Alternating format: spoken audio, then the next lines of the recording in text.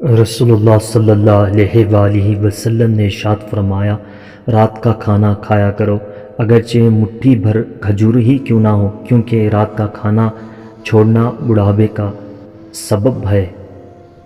جو کسی بات پر جھوٹی قسم کھائے تاکہ اس سے کسی مسلمان کا مال ہڑپ لے تو وہ اللہ سے اس حال میں ملے گا کہ اللہ اس پر غضبناک ہوگا۔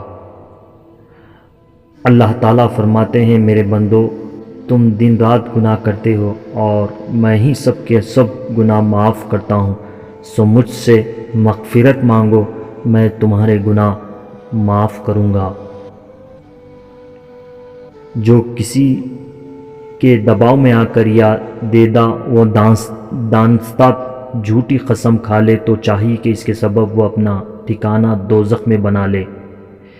اللہ تعالیٰ نے مجھے سختی کرنے والا اور لوگوں کے لیے مشکلات ڈھونڈنے والا بنا کر نہیں بھیجا، بلکہ اللہ نے مجھے تعلیم دینے والا اور آسانی کرنے والا بنا کر بھیجا ہے۔